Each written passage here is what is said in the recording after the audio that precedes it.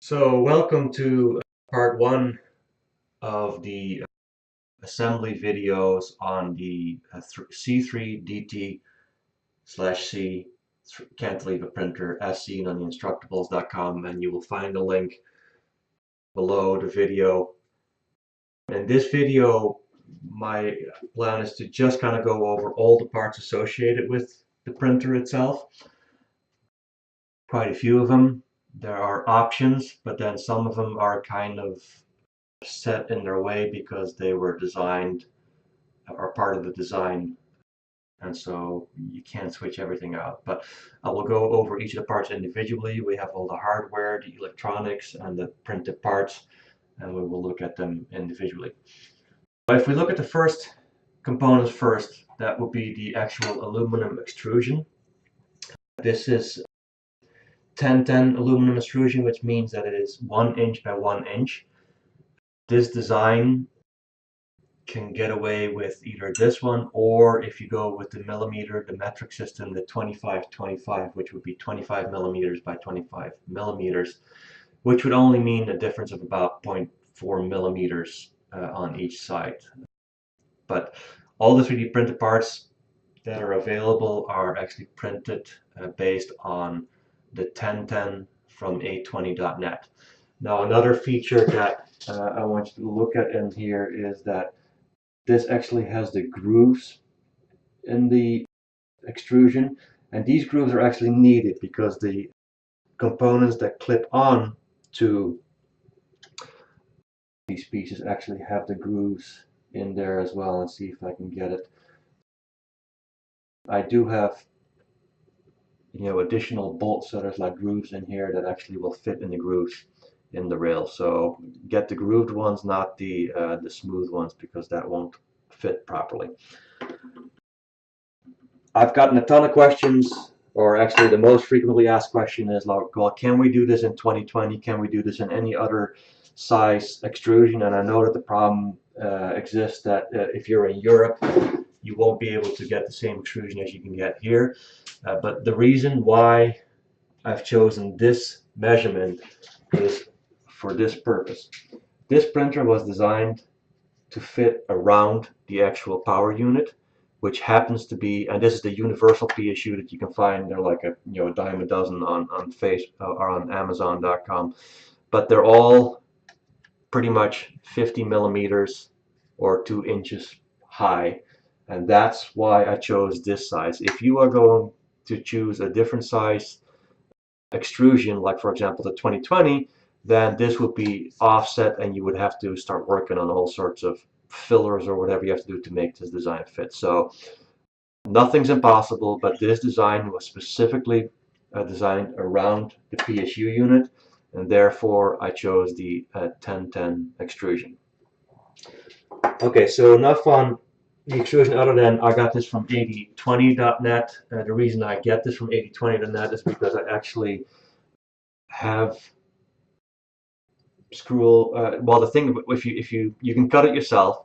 The problem is if you cut it yourself, you might not get an exact 90-degree angle. It's just very hard with a miter saw to get a 90-degree angle. If you order it from a vendor, like for example 8020.net, they will make sure that this is a 90-degree cut.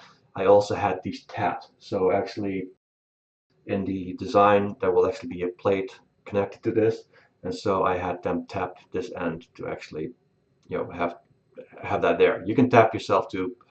I just chose to get it directly from the store. Okay, so much for the extrusion.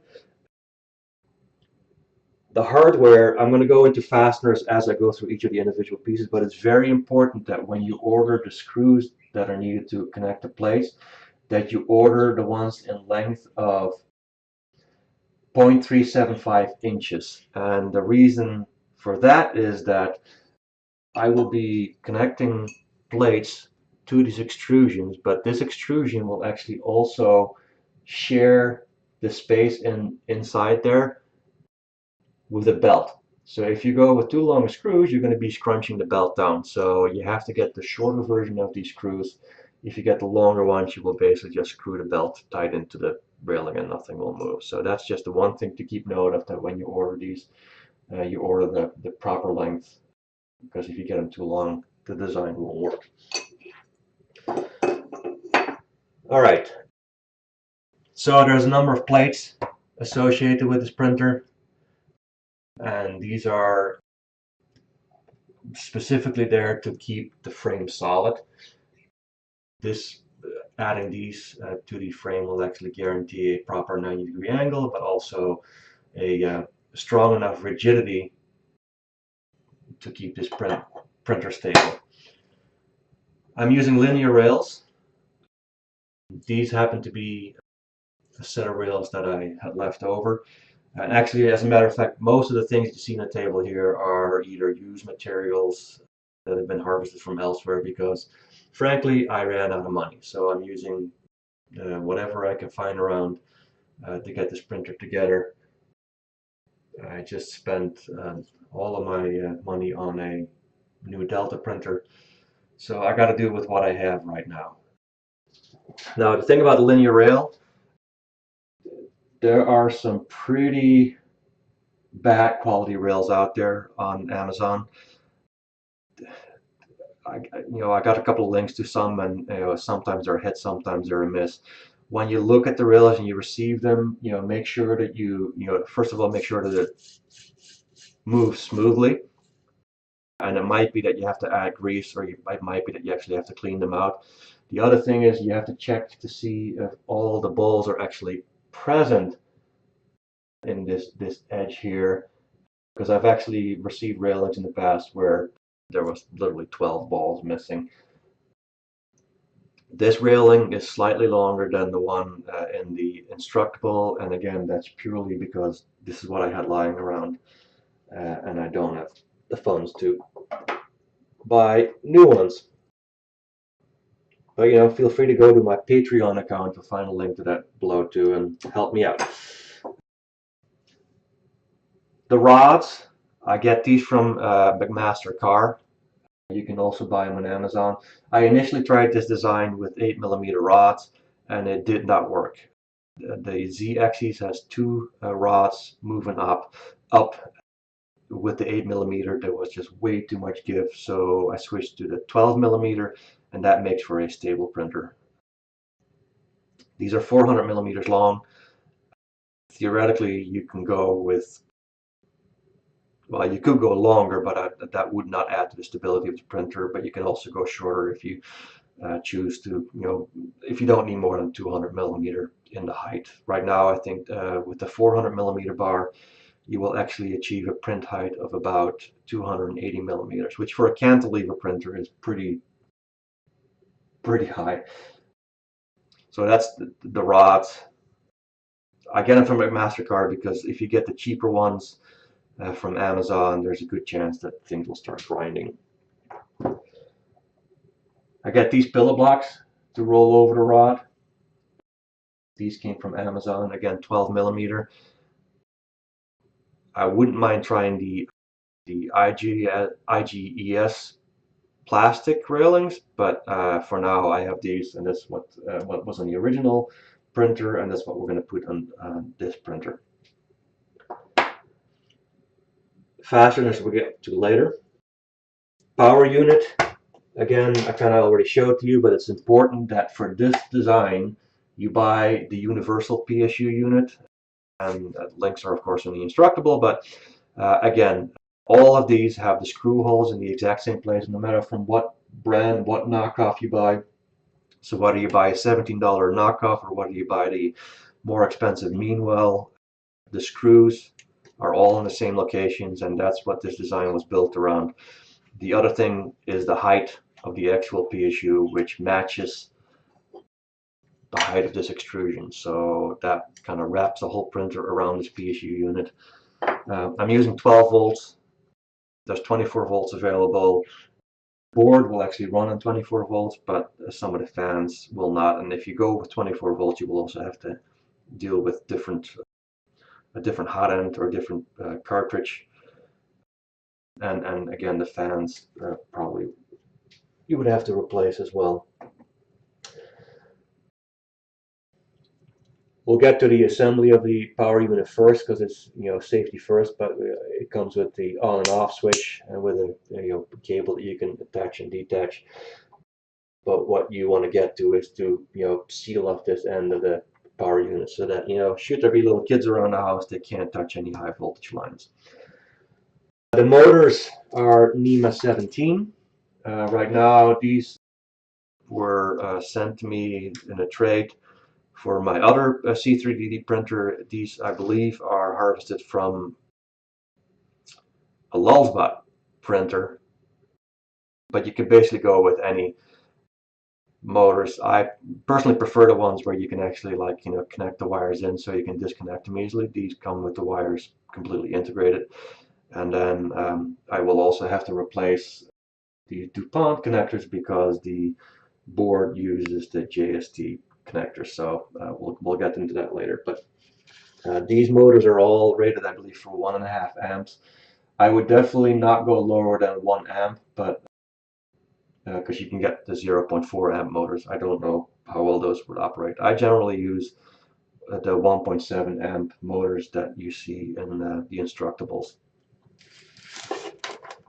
All right, now if we look at the LCD, this is just a plain full graphics discount LCD.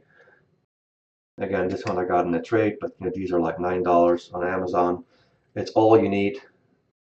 You can go with the thinner version if you wanted to, and I have STL files that you can print to wrap around those, but right now for this design we're using the full graphics discount card. I'm using the KFB 2.0 board. That's this guy here. It's kind of a derivative of the MKS boards, and this one specifically the MKS Gen L. Arduino Mega on board.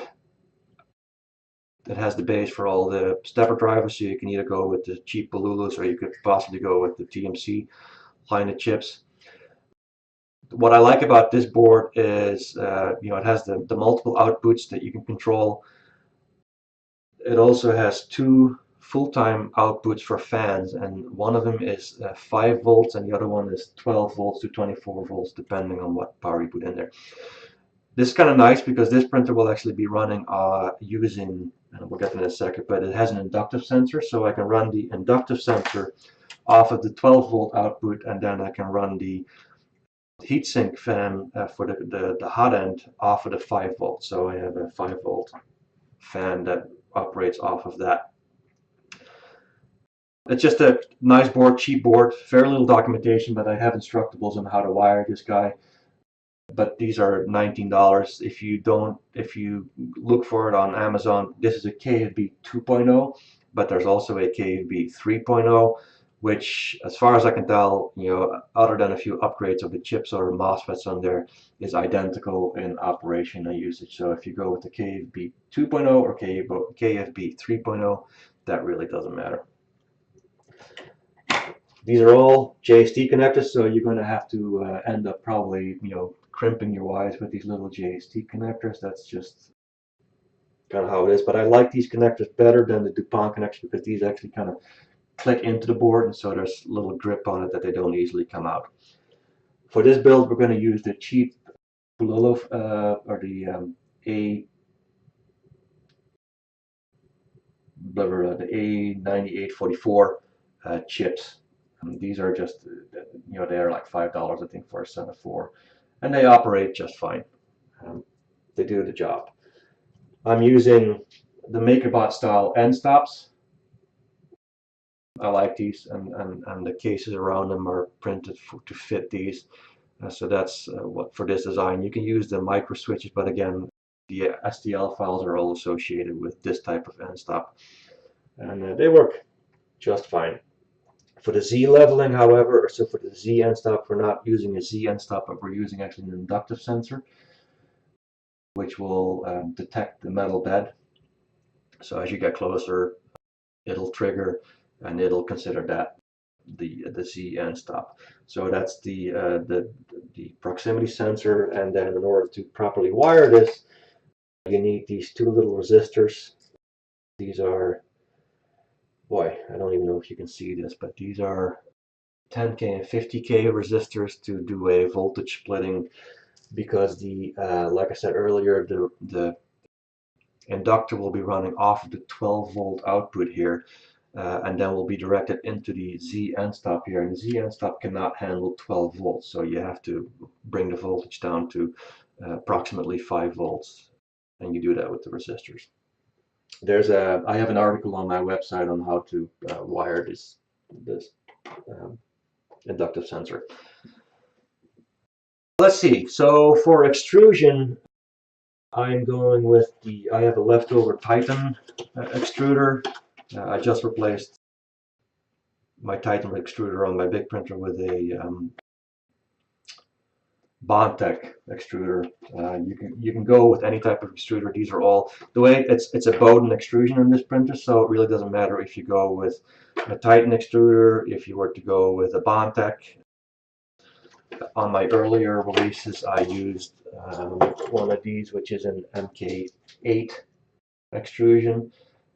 Very cheap. You can buy this for like a couple of dollars on either Amazon or AliExpress.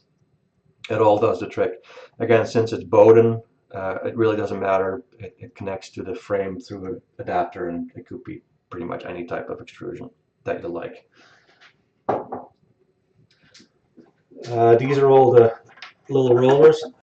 I go with the 20 teeth instead of the 16, and there's a specific reason for that.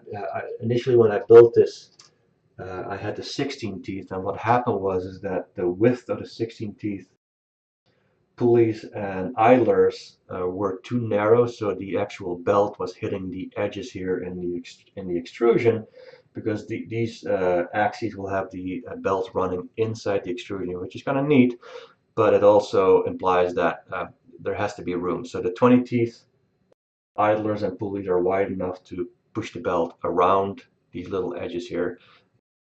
If they touch the edges, they'll end up scraping the little nudges off the timing belt. So go with the 20 teeth idlers and pulleys. These springs are needed. They're actually the same springs that are used if you buy like a heated bed or like a printer bed connection. They're very strong springs. These are here because these axes on this printer actually have built-in tension. So what happens is the spring will go inside this end here, and then as it wraps onto it, we'll get to the assembly, but what happens is that this spring will sit between here and will basically constantly push this thing out, so it keeps the belt on tension automatically through these little strong springs. So that's what you need as well. What else do we have? Okay, so I'm using a knockoff E3D hot end. These kits come, completely assembled, although you will have to unassemble them and put some paste in there to get the heat flux, or the heat, have the heat flowing into the heat sink. Again, Bowden extrusion, so it's got the Bowden tube along with it. It has this little fan. This fan will actually get replaced with this Noctua fan, because these fans are incredibly loud. And so what will happen is I will actually add this 40mm fan through an adapter onto this connection, so you will not hear your printer when you turn it on, because that's the thing, when you turn a printer on with these little things on there, these are always on, these fans, and they're loud, so it gets annoying real fast. So I like to switch them out with Noctua fans. This printer will come with parts cooling, so I have one of these little turbo fans, and the parts cooling means that as the print is going, it will be blowing air right onto the actual extrusion, the extruded filament itself, so it'll cool down much faster, which provides higher quality prints.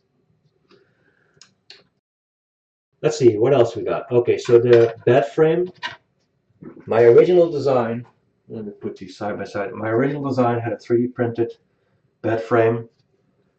It works It's not super stable. It's not even lightweight either. But it's what I had at the time, so I printed them out. But they're also a pain to print because you need, this needs to fit the entire bed, so you actually need a printer that can print beyond 220 millimeters. Since then, I've switched over to this metal frame. There's a link to where you can buy it. It's about $21. It's aluminum. It's sturdy. It's lightweight, so it makes for a much better bed frame than this plastic one. So even though you can go ahead and print one, this is a better solution. And also, I actually sell all the printed out parts for those that don't have a 3D printer and still want to print this one. By not having to print this sucker here, it's way cheaper because this takes a long time to print. So this, again, go with the metal one. And the link is in the Instructable, and it's good quality. It's not expensive, so that's the better option. The printer has a heated bed, so the bed itself is 220 by 220 by 220 by 220. I bought this kit on Amazon. It comes with one of the silicon heated beds, which is kind of nice. You can go with the cheaper metal beds, but then what I like about this one is there's direct contact with the metal because it's glued on. And then what it also allows me to do, if I choose so, is to actually embed some magnets in the in the aluminum bed here, and then just cover it up with this heated bed so that I might be able to add a flex plate later on. Again, link to this is in the Instructable. So this is the GT2 timing belt. Nothing fancy here, just like the belt from Amazon.com. You don't need anything more, but that's what basically drives both the x-axis and the y-axis. And this belt will be running, again, inside this frame, so it'll be barely visible. So it actually runs into the sides. And we'll get to that when we get to the assembly of the axes. I like to manage my wires with this braided sleeve. Very nice stuff, kind of makes for a nice picture. It's very easy to apply. So, but that's not a must. But one of the things with this printer is I wanted to go with something that looks nice, and something that looks nice should have all of its wires basically organized properly. All right, and then here, this is where we're looking at all the 3D printed parts. Quite a few of them, but this is what makes up the frame. If you've been on my Instructable and downloaded an earlier version, I've actually changed this design to make it thicker because this had a tendency to break. So this is now thicker. It's printed all in PETG. You can probably get away with PLA except for the pieces that are around the actual hot end. That PLA would definitely make this melt. This is printed in PETG right now. Anything around the hot end, you would probably even be better off printing ABS, but I'm not a big fan of ABS anymore. So that's all the parts. One of the things I wanted to point out too is that, going back to these linear rails, if you look closely, the spacing of these screw holes is different here. So it's 20 millimeters by 15 millimeters. The rails within, or the rails that are in the actual Instructable, have the screw holes spaced 20 millimeters by 20 millimeters. So it has a bit of a bigger block. There's options available for both, but make sure that if you download the STLs, if you are actually using these closer rails, shoot me an email because I'm not sure if the STLs are up there for the 20 by 15 millimeter. The other thing that applies to is because I'm using the 20 by 15 millimeter, this bed that I bought is actually spaced 20 by 20, so I'll actually have to drill through two holes here to make that fit properly on the rails. Okay, so that's all the parts. I'll get into the fasteners as I go into the actual details of putting these things together, because frankly right now I've got some proper length screws coming in the mail that are not here yet. So there's a variety of 14, 16, 20, 25, 30 millimeter screws. I really should, like in the future, make my designs almost universal to be able to use one type of screw. But for example, this piece here where the idler will be running in between, that just simply requires like a 25 millimeter screw. Can't go with 14. So that's, there's different size screws for different problems. All right, so there you have it. That's all the parts. In the next video, the first thing I will do is we will look at the assembly of the PSU unit and get that all covered up, because I think it's important that there's no wires exposed, at least not high power 110 volts or 220 volts if you're in Europe, because that makes this thing dangerous. But once this cap is on and the plug is on, it should be safe to use, because the only thing coming out of it will be 12-volt lines.